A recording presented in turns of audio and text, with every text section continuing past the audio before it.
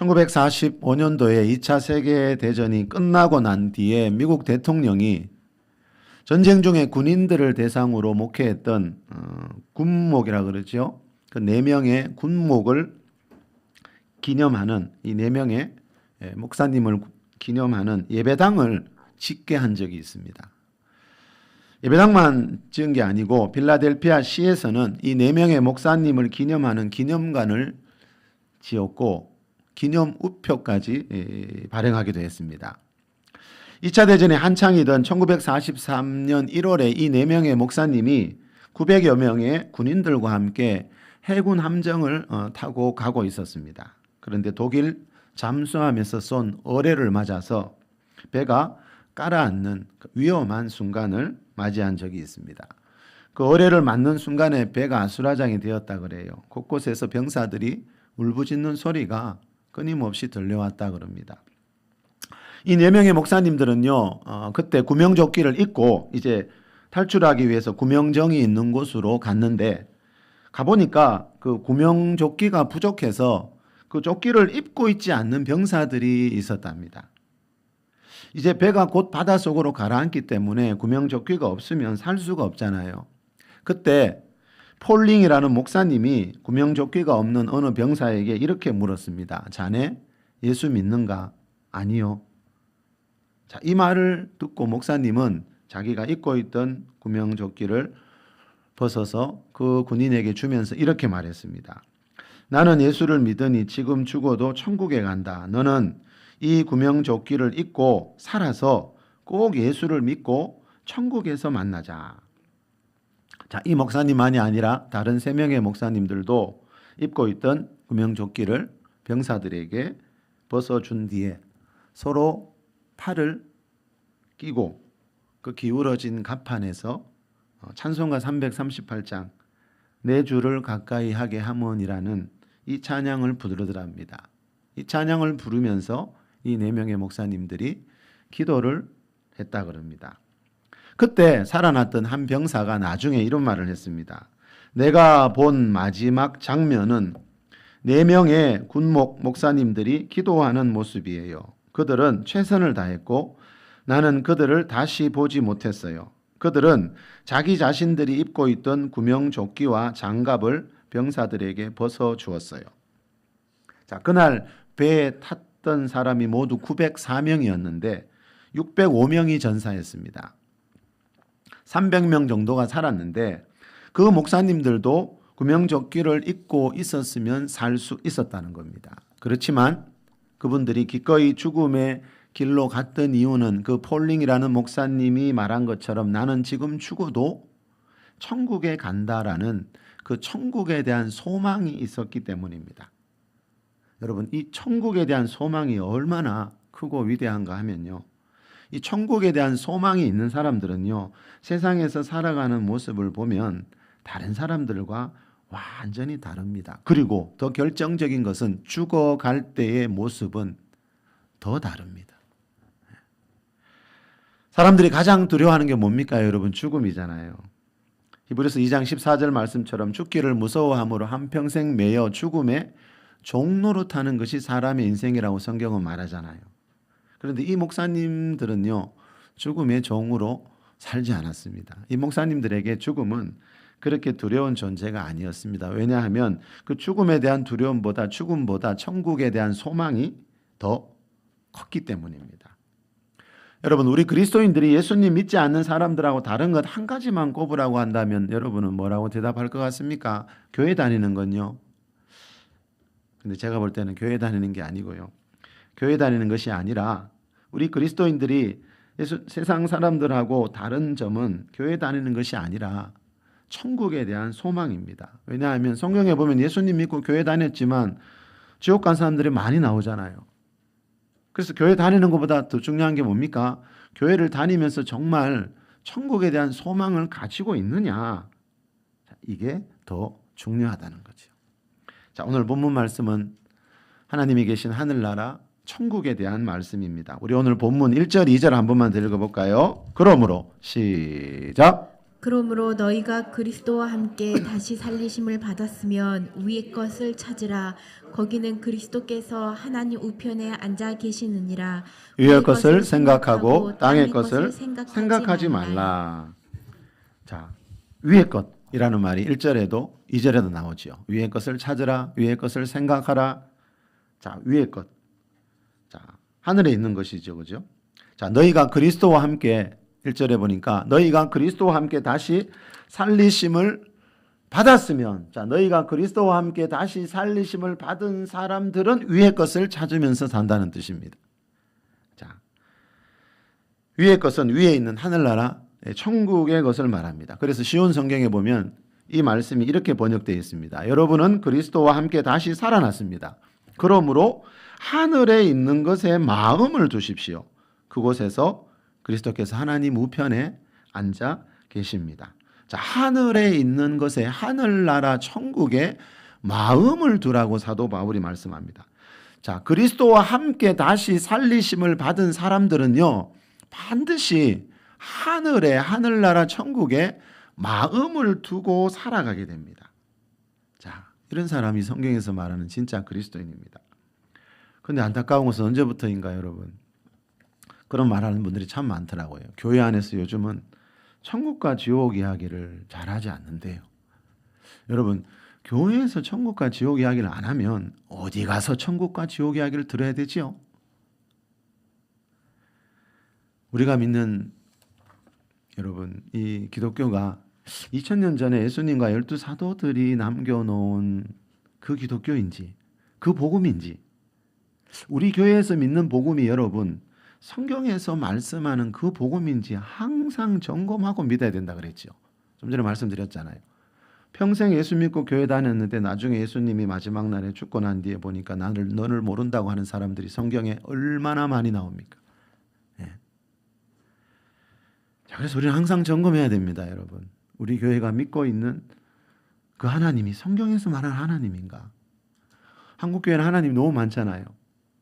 우리가 믿고 있는 복음이 성경에서 말하는 예수님과 12 사도들이 말하는, 사도 바울이 말하는 그 복음인가? 항상 점검하고 분별해야 한다는 거죠. 국민일보 겨자씨라는 코너에 어느 목사님이 천국과 지옥이라는 제목의 글을 올렸는데 이런 말이 나옵니다. 예수님이 복음을 전하면서 처음 하신 말씀이 회개하라 천국이 가까이 왔느니라입니다. 성경에서 지옥이란 단어를 처음 사용하신 분도 예수님입니다. 그런데 언제부터인가 성경을 가르치는 목회자의 입에서 천국과 지옥이란 단어가 사라졌습니다. 천국과 지옥이란 단어가 교회에서 사라지는 것은 곧 목사와 성도의 뇌리에서 천국에 대한 생각이 별로 없다는 것을 의미합니다. 복음은 천국과 지옥을 빼고 말할 수 없습니다. 자, 이 목사님 말대로 복음은 천국과 지옥을 빼고 말할 수 없다는 말은 복음은 천국과 지옥에 대한 이야기라는 거죠. 그런데 문제가 뭡니까? 요즘은 복음이라고 하면서 천국과 지옥이 빠져 있는 복음이 너무 많다는 거예요. 교회가 점점 이상하게 복음의 본질을 자꾸 잊어가고 있다는 거예요. 천국과 지옥보다 다른 이야기를 자꾸 한다는 거예요. 마태복음 4장 23절에 보면요, 예수님이 이 땅에 계실 때 예수께서 온 갈릴리에 두루 다니사 천국 복음을 전파하시며 라는 말씀입니다. 예수님이 우리에게 주시고 간 복음은 천국 복음인데, 근데 이상하게 요즘은 복음을 전한다고 하면서 천국 지옥이 빠져있는 복음이 너무 많다는 거예요. 여러분, 복음의 핵심은 누가 뭐래도 천국 지옥이고 이거는 누구라도 바꿀 수가 없는 거잖아요. 자, 그런데 교회에서 천국 지옥 이야기를 안 한다는 말은 교회 다니는 사람들의 마음이, 사도 바울 방금 뭐라 그랬죠? 그리스도인들은 마음이 천국에 두고 있어야 되는데, 교회에서 천국 지옥 이야기를 안 한다는 말은 교회 다니는 사람들의 마음이 지금 천국이 아니고 다른 곳에 더 가 있다는 거죠. 하나님하고 성경의 저자인 사도 바울하고 뭔가 맞지가 않다는 거죠. 자, 오늘 본문에서 말하는 그리스도인은 한마디로, 성경에서 말하는 그리스도인은 한마디로 하나님이 계신 하늘나라 천국에 마음을 두고 사는 자입니다. 자, 그리스도와 함께 다시 살리심을 받은 자들은 그랬지요. 땅의 것이 아니라 위의 것, 이 세상의 것이 아니라 저 다음 세상, 영원한 세상 천국에 있는 것에 마음을 두고 산다는 거죠. 자, 그러면 좀 전에 이 말씀, 그리스도와 함께 다시 살리심을 받은 자들은 위의 것, 천국의 것을 생각하며 산다 했는데, 자, 그리스도와 함께 다시 살리심을 받았다는 이 말이 정확하게 무슨 뜻인지 오늘 본문 바로 앞장 2장에 보면 나옵니다. 우리 골로새서 2장 12절, 13절 같이 읽어봅시다. 너희가 시작. 너희가 세례로 그리스도와 함께 장사되고 또 죽은 자들 가운데서 그를 일으키신 하나님의 역사를 믿음으로 말미암아 그 안에서 함께 일으키심을 받았느니라. 또 범죄와 육체의 무할례로 죽었던 너희를 하나님이 그와 함께 살리시고 우리의 모든 죄를 사하시고 죽었던 너희를 살리시고. 자, 너희 그리스도인들, 골로새 교회 다니는 그리스도인들 전에 한번 죽은 적이 있었다는 거죠. 죽었다가 다시 살아났다는 거죠. 모든 시대의 그리스도인들도 똑같습니다. 저와 여러분도 전에 한번 죽었다가 다시 살아난 자라는 거죠. 자, 오늘 본문 1절에서 좀 전에 그리스도와 함께 다시 살리심을 받았다 그랬죠. 그죠? 자, 그 말이 뭡니까? 이 말입니다. 전에 한번 죽었다가 다시 살아난 자라는 겁니다. 그런데 예수님처럼 몸이 죽었다가 부활했다는 말이 아니라, 자, 예수님 믿지 않고 우리가 예전에 세상 죄 속에서 살던 그 나의 옛사람 십자가에 못 박아 죽고, 자, 예수님 안에 있는 새 생명을 가지고 우리가 새롭게 태어났다는 뜻입니다. 그런데 이 나의 옛사람이 언제 한번 죽는가 하면은요, 자, 1절에 뭐라 그랬죠? 너희가 세례 받을 때 그랬죠. 자, 세례는 누가 받습니까, 여러분? 주는 그리스도시요 살아계신 하나님의 아들이십니다. 신앙 고백하는 자들이 세례 받잖아요. 자, 그런데 이것은 여기서 말하는 것은 반드시 물세례 받던 그 순간을 말하는 게 아니고요. 주는 그리스도시요 살아계신 하나님의 아들이십니다. 처음으로 우리가 신앙 고백할 때, 그때 우리는 나의 옛사람이 그 죄의 몸을 가지고 세상 죄 속에서 살던 그 몸이 한번 죽게 된다는 거죠. 그리고 예수 그리스도 안에 있는 새 생명으로 다시 태어나게 된다라는 뜻입니다. 자, 13절에 보니까 범죄와 육체의 무할례로 죽었던 너희를. 자, 여기서 사도 바울은 우리는 한번 죽었던 사람이라는 걸 자꾸 강조합니다. 자, 죽었던 너희. 자, 쉬운 성경에는 이 말씀이 여러분은 죄 때문에 영적으로 죽은 사람이었습니다라고 되어 있습니다.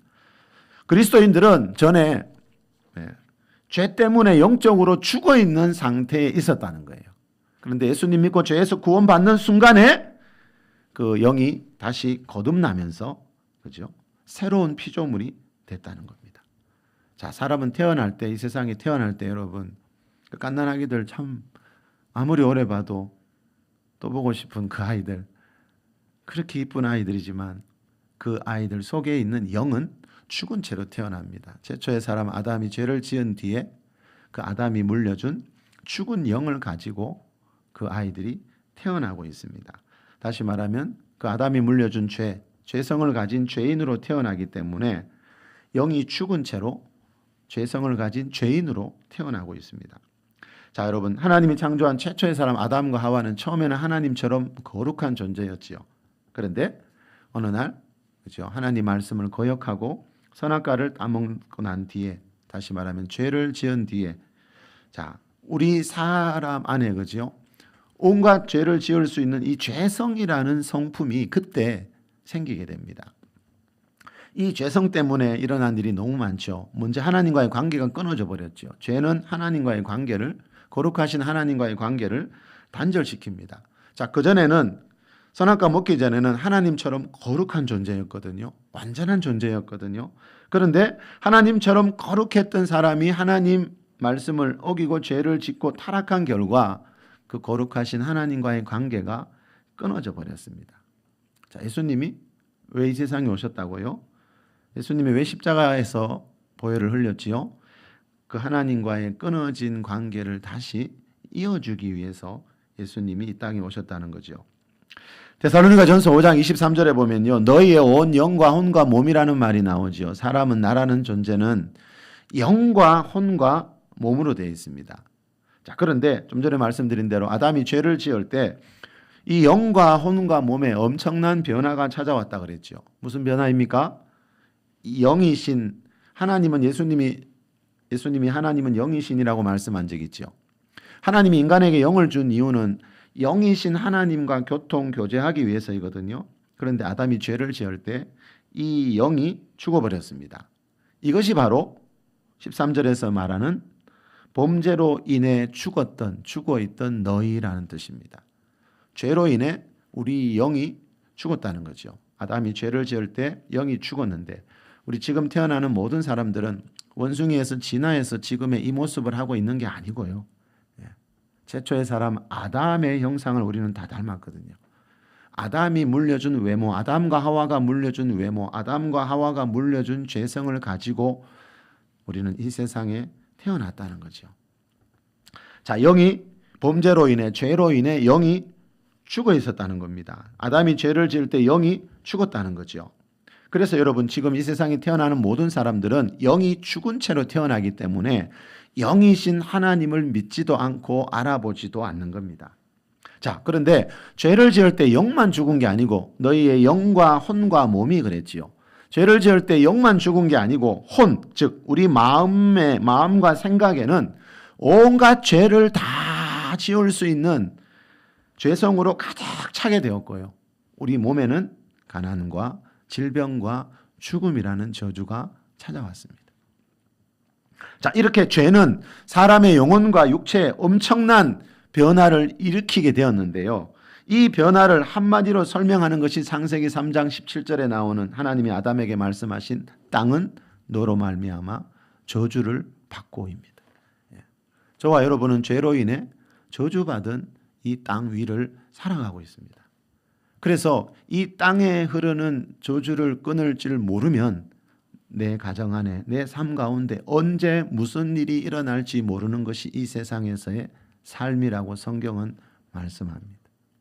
그리스도인이 되면 이 땅에 흐르고 있는 복과 저주의 법칙을 알고 어떻게 하면 그 저주에서 벗어날 수 있는지, 어떤 분들이 말하는 것처럼 예수 믿고 교회만 다니면 이 땅에 어떤 재앙도 저주도 오지 않으면 얼마나 좋겠습니까마는 그렇지 않다는 건 우리가 현실을 보면 얼마든지 알 수 있지요.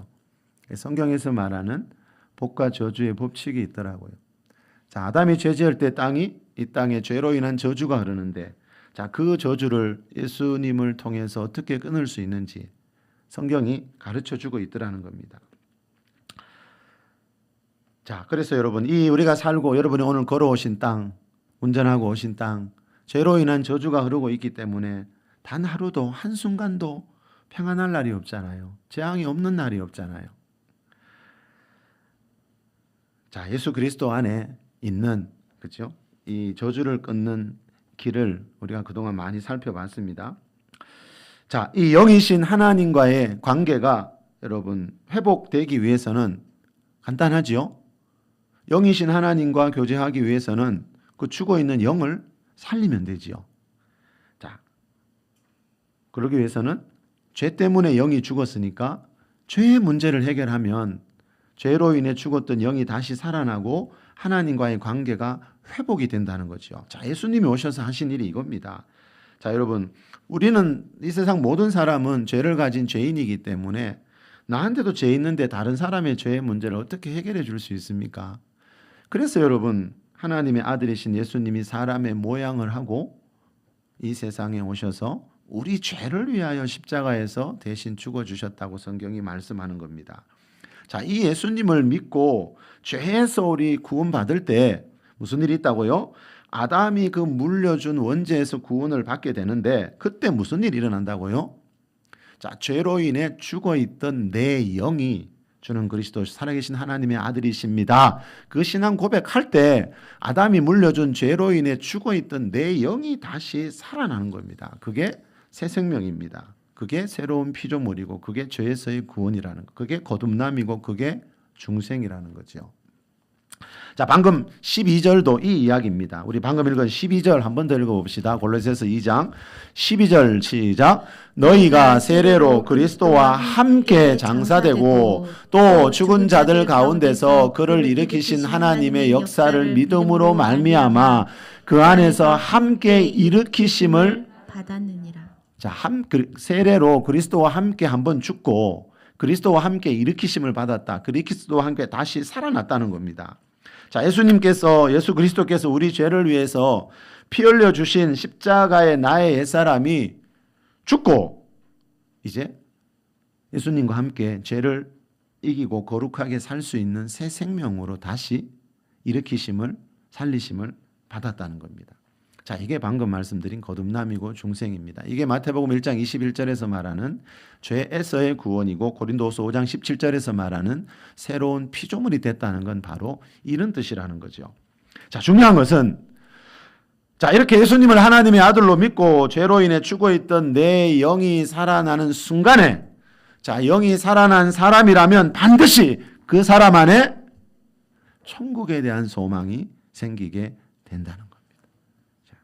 자, 천국에 대한 소망이 있는 사람이 다시 말하면 진정으로 예수님을 믿고 죄에서 구원받아 새로운 피조물이 된 사람이라는 겁니다. 자, 이 천국에 대한 소망이 여러분 하는 일 중에 하나가 뭔가 하면요. 자, 이 천국에 대한 소망이 있는 사람과 없는 사람, 서두에 말씀드렸듯이 이 세상을 살아가는 모습이 완전히 다릅니다. 죽을 때의 모습 더 다릅니다. 자, 이 천국에 대한 소망이 하는 일 중에 하나가 뭔가 하면요. 이 천국에 대한 소망을 가지게 되면요. 그 전에 세상 속에서 짓던 그런 많은 죄들을 다시 짓지 않게 되고요. 이제 경건하고 거룩한 삶을 살게 됩니다. 다시 말하면 이 천국 소망이 죄를 밀어낸다는 겁니다. 이 천국 소망이 죄를 이기면서 살도록 우리를 도와준다는 겁니다. 오늘 본문 5절을 보면 알 수 있습니다. 자, 오늘 본문으로 가서 골로새서 3장 5절 6절 같이 읽읍시다. 그러므로 시작. 그러므로 땅에 있는 지체를 죽이라. 곧 음란과 부정과 사욕과 악한 정욕과 탐심이니 탐심은 우상 숭배니라. 이것들로 말미암아 하나님의 진노가 임하느니라.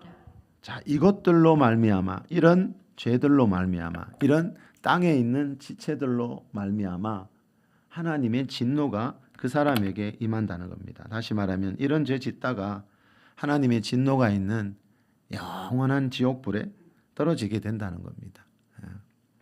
자, 지옥은 마태복음 18장 8절에 보니까요. 불못에 던져져서 영원히 고통받는 곳입니다. 지옥은 대표적으로 하는 말이 불못입니다. 불이 타는 못입니다. 불이 타는 바다입니다. 마태복음 25장 30절에 보면 지옥은 슬피 울며 이를 가는 곳입니다. 지옥에 가는 사람들은 영원히 슬피 울면서 이를 갈며 삽니다. 왜요? 이 땅에 있을 때 속고 사는 게 억울해서. 예수쟁이들 말 듣지 않은 게 억울해서. 영원히 여러분 슬피 울며 이를 가는 곳입니다. 마가복음 9장 48절에 보면 지옥은 구더기도 죽지 않고 불도 꺼지지 않는 곳입니다. 자, 구더기가 죽지 않는다는 말은 지옥에서는 다시 죽는 게 없다는 겁니다. 천국에서도 다시 죽음은 없습니다. 자, 지옥은 한마디로 하나님의 진노가 영원히 있는 곳입니다. 반대로 천국은 하나님의 보상이 자, 이 땅에서 예수 믿는다고 좁은 길 걸어온 그 예배자들에게 하나님의 영원한 보상, 영원한 즐거움이 있는 곳이 천국입니다. 계시록 21장 4절에 보면 천국에는 없는 것이 많습니다. 뭐가 없지요? 다시는 사망이 없고 죽음이 더 이상 없습니다. 영원히 삽니다. 애통하는 사람도 없고 슬픈 일이 없습니다. 거기는 울 필요가 없습니다. 재앙이 없습니다. 곡하는 사람이나 아픈 사람도 없다고 나옵니다. 질병이 없습니다. 가난도 없습니다. 천국에는 없는 게 많습니다. 근데 이런 것들은 없어야 행복합니다. 다시 말하면 이런 것들이 없다는 말은 뭐가 있다는 겁니까? 영원한 즐거움이 있다는 겁니다. 다윗이 시편 16절에서 말하는 충만한 기쁨, 영원한 즐거움이 있는 곳이 하늘나라 천국이라는 겁니다. 자, 천국은 한마디로 영원히 즐거운 곳이고요. 지옥은 한마디로 영원히 고통스러운 것입니다. 자, 이 방금 읽은 5절에 땅에 있는 지체를 죽이고 살라 그랬죠. 땅에 있는 지체를 죽이고 살지 않으면 하나님의 진노가 있는 불못에 떨어진다 이 말이지요. 자, 천국 소망 가진 사람들의 공통점, 천국의 마음을 두고 사는 사람들의 공통점이 뭐라고요? 땅에 있는 지체를 죽이면서 삽니다. 현대인의 성경에 보니까 땅에 있는 육체의 욕망을 죽이라 이렇게 변해되어 있습니다. 자, 땅에 있는 지체는 이 땅에서 살아갈 동안 우리 육체 안에서 일어나는 그 죄된 본성 안에서 일어나는 그 육체의 욕망을 말합니다. 대표적으로 뭐라 그랬지요? 음란과 부정과 사욕과 악한 정욕과 탐심. 자, 이런 것들은 여러분 죄로 인해 타락한 사람의 본성 안에서 자연스럽게 일어나는 육체의 욕망들입니다. 그런데 우리 본성 안에서 일어나는 육체의 이런 욕망들 따라서 살게 되면 그죠? 결국 하나님의 진노 안에 진노의 불을 받게 된다는 겁니다. 이런 육체의 욕망들을 죽이면서 땅에 있는 지체들, 이 땅에 있는 육체의 욕망들을 죽이면서 거절하면서 절제하면서 사는 법을 알아야 된다는 거죠. 그런데 이게 사람의 힘은 안 되죠, 여러분. 그죠? 그리스도 안에서 다시 살리심을 받은 자들만 이게 됩니다. 그래서 여러분, 대한민국 최고의 학력과 재력을 가진 사회 지도층 인사들이 짓는 죄를 보십시오. 그 학력으로, 그 재력으로 온갖 끔찍한 죄를, 첫째가 음란이죠. 세상이 얼마나 음란합니까? 예. 여러분, 학력이 높은 사람들이 음란죄를 이길 수 있을까요? 재력이 많은 사람들이 다 음란죄를 이기고 살던가요? 이거는 사람의 힘으로는 안 됩니다, 여러분. 그래서 그리스도와 함께 다시 살리심을 받은 자들이 이게 가능하다는 거죠. 여러분, 세상에 보니까 여러분 사람과의 관계에서 생기는 불행한 일들이 끊임없이 일어나지요. 가족 간에도 친한 사람 간에도 한순간에 원수가 되고, 자, 그게 다 뭡니까? 그 사람 안에 있는 그 육체의 욕망에서 일어나는 그런 것들 때문에 그렇잖아요. 여러분, 요즘 뭐 마실 게 없어 입을 게 없어서 불행해지는 게 아니고 사람 관계에서 일어나는 여러분 육체의 욕망에서 일어나는 이런 것들을 절제하지 못해서 여러분 우리가 불행해지잖아요. 요즘 학교 선생님들에 대한 뉴스가 참 많이 나오죠. 예. 지난 5월에 스승의 날을 맞아서 우리나라 교사들을 대상으로 설문조사를 한 게 있습니다. 그 설문조사에 보니까 87%나 되는 교사가요, 최근 1년간에 이 교사를 그만둘까 고민을 했대요. 10명 중에 9명 정도가요, 교사를 그만둬야 되나 고민을 하고 있대요. 그리고 최근 5년 동안요, 교권 침해로 정신과 치료나 상담을 받은 적이 있다고 대답한 교사가 26.6%였어요. 4명 중에 1명의 교사들은 지금 정신과 상담을 받았거나 치료를 받은 사람들이래요. 왜요? 그 학생들과 학부모들의 그 교권 침해로 인해서. 그리고 아동학대로 그동안 신고당한 경험이 있는 교사도 5.7%나 됩니다. 경찰서 불려가고 조사받고 여기저기 조사받는 사람들이 그래 많더라고요, 요즘요. 여러분, 요즘은 사람들이 예전과 달라졌다는 것을 느낄 때가 저는 참 많습니다. 제가 어릴 때 동네 그 아주머니 아저씨들하고 요즘 사람들하고 너무 달라진 것 같아요. 제가 어릴 때 봤던 시각이라서 그런 게 아니고, 그죠? 우리 대부분 알 수 있잖아요. 요즘은 여러분 학교에서 일어나는 일들만 봐도 사람이 얼마나 달라졌는지를 금방 알 수 있습니다. 예전과는 다르게 요즘 학생들은 선생님들한테 욕을 하더라고요.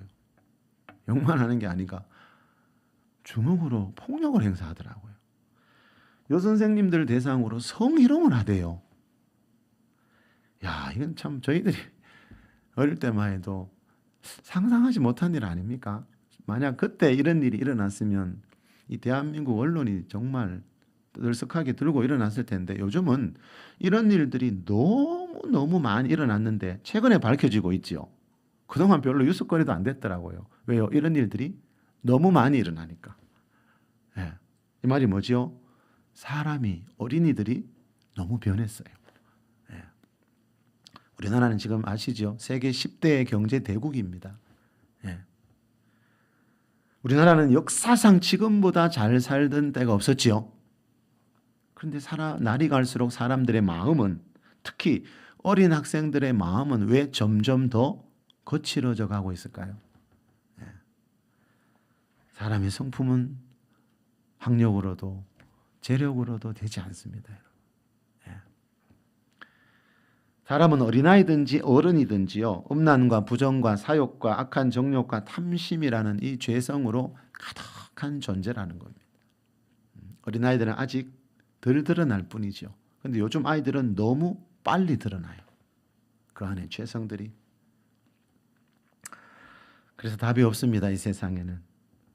고린도전서 15장 3절에 그리스도께서 우리 죄를 위하여 죽으시고, 하나님의 아들인 예수 그리스도께서 천국을 떠나 사람의 모양을 하고 이 세상에 오신 이유는요, 다른 이유가 있는 게 아니고 죄의 종으로 살아가고 있는 우리를 죄에서 구원하기 위해서다. 예수님이 우리 죄값을 십자가에서 대신 담당하시고 우리를 죄에서 구원하기 위해서라고 성경이 분명히 말씀합니다. 왜요? 죄에서 구원받아야 우리가 죽고 난 뒤에 하나님이 계신 그 거룩한 성 새 예루살렘 천국에 들어갈 수 있거든요. 자, 그래서 여러분, 예수님 믿고 죄에서 구원받아서 이 천국 소망 가지고 사는 사람과 이 천국 소망이 없는 사람의 삶은 너무나 다를 수밖에 없다는 겁니다. 여러분 다 느끼셨겠죠? 우리가 예수 믿고 난 뒤에, 오늘 본문 말씀처럼 예수 믿고 난 뒤에 보니까 어느 날 그 과거에 짓던 그 죄들을 멀리하고 그 죄들을 이길 수 있는 힘이 내 안에 들어왔다는 것을 우리가 느낄 때가 있잖아요. 그래서 예수 믿고 죄에서 구원받고 천국에 대한 소망을 가지고 사는 사람과 그렇지 않은 사람은 살아가는 모습이 하늘과 땅만큼 차이가 있더라는 겁니다. 18세기에 프랑스 유명한 작가고 무신론 철학자였던 볼테르라는 사람이 있습니다. 학교 다닐 때 아마 이분 이름 많이 들어보셨을 겁니다. 이분은 하나님도 믿지 않고 천국과 지옥의 존재도 믿지 않는 무신론자입니다. 믿지 않는 정도가 아니라 이분은 다니면서 이걸 강의하고 다녔습니다. 하나님은 없다. 천국, 지옥 이런 거 없다. 사람이 만들어낸 거다. 이거를 강의하러 다녔습니다. 강의를 얼마나 잘했던지 어느 날 이웃나라 영국에서까지 초청이 들어왔습니다. 와서 이 무신론에 대한 강의를 좀 해달라고. 그래서 이분이 배를 타고 가다가 이분도 큰 풍랑이 일어가지고 배가 뒤집힐 것 같은 생명이 위험한 지경에 이르게 되었습니다. 그때 함께 이분을 취재하러 가던 신문 기자도 옆에 있었는데 그 죽음의 위협 앞에서 이 볼테르가 뭐 하고 있는가 보니까 이렇게 외치고 있더랍니다. 하나님 살려주세요. 자, 이 기도 때문인지 이분이 다행히 죽지 않고 영국까지 무사히 가서 하나님은 없고 천국 지옥이 없다는 이 무신론 강의를 무사히 잘 마쳤다고 합니다. 그런데 강의를 마친 그 다음 날 어느 신문에 이런 기사가 났습니다. 볼테르의 무신론은 바다에서는 약하고 육지에서는 강하다. 무슨 말이죠? 자, 볼테르의 무신론, 바다에서는 약하고 육지에서는 강하다. 하나님 없다 그래놓고 바다에서는 하나님 찾더라. 내가 옆에서 보니까. 근데 육지에서는 강하네. 또 육지에서는 하나님 없다고 천국 지옥 없다고 막 외치네. 신문 기자가 이렇게 기사를 썼습니다. 그리고 이분이요, 살아있을 때 자신 있게 말한 게 있습니다. 앞으로 100년 안에 이 성경책은 100년 안에 이 지구상에서 다 사라지고 기독교도 이 지구에서 사라질 것이다. 이렇게 예언했는데 성경책 엄청 많습니다. 아직까지. 그 나라에도 성경책 많습니다. 그리고 이분이 병들어서 죽을 때가 되자 의사에게 찾아가서 6개월만 더 살게 해달라고. 내 재산의 반을 줄 테니까. 6개월만 살게 해달라고 예언했는데 됩니까? 그게 의사 힘으로. 그래서 이번에는 그래도 병이 낫지 않자 성직자를 찾아갔습니다. 가서 좀 더 오래 살게 해달라고. 생명 연장을 위한 기도를 부탁했다는 기록이 남아 있습니다. 최성렬 목사님이 쓴 이 세상과 영원한 세상이라는 책이 있는데요. 이 책에 보면 이 볼테르를 말년에 돌보았던 의사가 이 볼테르가 죽기 전에 이런 말을 하더라. 이렇게 말합니다. 무슨 말을 했나 하면요. 나는 하나님과 인간에게 버림받았소. 만일 당신이 의사인 당신이 내게 6달 동안 더 살 수 있게 해준다면 내 소유의 절반을 주겠소. 나는 지옥으로 가게 될 거요. 이분이 이런 말 했대요. 예. 여러분, 사람이 죽음이 가까워지면 이 영계와 아주 가까워지기 때문에요. 영안이 열린다는 말을 흔히 많이 하죠. 우리 예전에 영상 봤죠. 그 죽기 전에 그 환자들이, 그죠? 두 가지 극단적인 반응이 나타나죠. 어떤 사람들은 엄청나게 평안한 사람이 있는데 어떤 사람들은 죽기 며칠 전, 몇 시간 전부터 극도의 두려움에 사로잡히는 사람들이 있고. 예. 자, 이 볼테르도 그랬다는 겁니다. 죽기 전에 이분이 얼마나 힘들어했으면, 이분이 죽어갈 때의 모습이 얼마나 불쌍하고 비참했던지 이분을 간호했던 간호사가 이런 말을 남겼습니다. 유럽의 모든 재산을 준다 해도 나는 또 다른 비기독교인이 죽어가는 모습을 보지 않겠다. 이 볼테르라는 이분이 죽어가는 모습 보고 옆에서 지켜봤던 간호사가 했는 말입니다. 나는 비기독교인, 예수님 믿지 않는 사람들이 죽어가는 모습 다시는 보고 싶지 않다. 그게 너무 불쌍하고 비참하더라는 거예요. 이 책에 보면 이런 말도 나옵니다. 피터 마샬이라는 목사님께서 세상을 떠나실 때 임종 시간이 가까이 오자 눈물을 흘리고 있는 부인에게 빙그레 웃으면서 내일 아침에 다시 만납시다 하고 돌아가셨다고 한다. 이처럼 죽음 앞에서 두려움을 느끼는 사람이 있는가 하면 천국에 대한 소망으로 가득 차 있는 사람도 있습니다. 자, 천국에 대한 소망이 있는 사람과 없는 사람, 이 세상에 살아가는 모습도 다르지만 여러분, 죽음이 가까워올 때 정말 엄청나게 달라집니다. 이 책에 나오는 어느 집사님은 이런 말을 하고 있습니다. 이런 간증을 하고 있습니다. 제가 수술실에 들어갈 때였습니다. 찬송가 269장을 제가 직접 부를 때에 환상이 제 앞에 펼쳐지는데 한강보다 넓은 강에 지구상의 인구만큼 많은 사람들이 지옥으로 떠내려가고 있었습니다. 22시간의 수술 중 죽음의 문턱에서 천국에 올라가 예수님을 만난 강도환 집사, 기독 지혜사 대표. 자, 이분처럼 환상이나 꿈을 통해요, 천국과 지옥을 지금 보고 오는 사람들도 더러 많이 있습니다. 예, 물론 그 천국 지옥 간증을 100% 다 믿을 수는 없지만, 그러나 분명히 하나님은 어느 시대마다 그런 특별한 경험을 주는 사람들이 있더라고요. 자, 하나님은 이런 체험을 통해서 좀 더 실제적으로 천국과 지옥에 대해서 전해지는 것을 원하시기 때문입니다. 자, 끝으로 딤 슈츠라는 목사님이 생생히 다가오는 천국이라는 책에서 하는 말 한 가지만 소개하고 말씀을 마무리할게요. 이 책의 2장 제목이 뭔가 하면 천국은 실제 장소이다입니다. 천국은 실제로 존재하는 곳이라는 거죠. 여기 보면 이런 말이 나옵니다. 이 목사님이 이런 말을 합니다. 간단히 말해서 천국의 것들은 우리가 땅에서 보는 많은 것들과 비슷하다. 땅은 천국 삶의 모델이 된다. 이 둘 사이에 유사성에 대한 많은 구절들이 하나님 말씀 성경에 있다. 땅에서와 마찬가지로 천국에도 나무가 있다. 우리는 계시록 2장 7절에 나오듯이 하나님의 낙원에 있는 생명나무의 열매를 먹을 기회를 가질 것이다. 또한 계시록 22장에 나오듯이 천국에는 강이 있다. 금과 온갖 보석들도 있다. 산도 있다. 동물도 있다. 최소한 말이 있다. 계시록 19장에 보면 우리 예수님 재림장에서 많이 봤지요.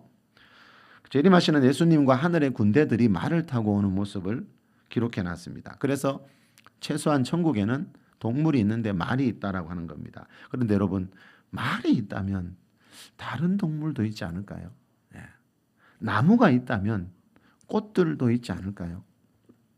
자, 이 목사님 말 더 들어보실래요? 동물이 있다면 풀도 있을 것이다. 구름도 있다. 폭포나 샘도 있다. 악기도 있다. 이 성경이 다 나옵니다. 음식, 가구, 의복, 책, 면류관, 무지개, 노래, 등잔, 잔치도 성경에 언급된다. 요약해서 천국은 매우 실제적이다. 우리는 천국을 무형의 생명체들이 떠다니며 안개가 자욱한 유령 마을로 상상하는 것을 버려야 한다. 천국에서는 지구와 많이 비슷하게 살아간다. 맞습니다, 여러분.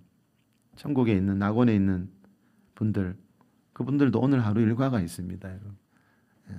아무것도 안 하고 있는 그런 무료한 것이 아니라는 거죠. 자, 여러분, 이 목사님 말은 뭔가 하면 한마디로요, 이 세상에 있는 모든 것들은요, 하늘나라 천국에 있는 것의 모형과 그림자라는 겁니다. 모형과 그림자라는 말 교회에서 자주 쓰지요. 히브리서 8장 5절에 나옵니다. 그들이 섬기는 것은 하늘에 있는 것의 모형과 그림자라. 모세가 성막을 세우려 할 때, 자, 이 말이 뭡니까? 모세가 세운 그 성막에 있는 모든 것들은요, 하늘에 있는, 하늘나라 천국에 있는 것의 모형과 그림자라는 뜻이에요. 모형이라는 말 사전에 찾아보면요, 실물을 본떠서 만든 물건, 이렇게 되어 있습니다. 무슨 말입니까? 자, 모세가 지은 성막 안에, 성전 안에 있던 그 물건들은요, 하늘에 있는 뭔가를 본떠서 만든 것들이라는 거예요. 하늘에 있는 것의 모형과 그림자라는 거예요. 이 말은요, 다시 말하면 성막 안에 있는 물건들만이 아니고 성막만이 아니고 이 세상에 있는 모든 것들은요, 하늘에 있는 뭔가를 본떠서 만든 모형이고 그림자라는 뜻이에요. 그래서 이 목사님은 천국에서의 삶도 이 땅에서의 삶과 아주 비슷한 점이 많다라고 말하는 겁니다. 천국은 여러분 아무 하늘 일이 없는 그런 여러분 무료한 나라가 아니고요. 천국은 아주 할 일이 많고 천국은 흥미롭고 사실은 신비로운 나라입니다. 천국에 가면 내가 이 세상에서 좋아하던 많은 것들이 있죠. 음악, 예술, 문학, 체육, 동물, 자연, 자, 이런 이 땅에 있는 것들이 있죠.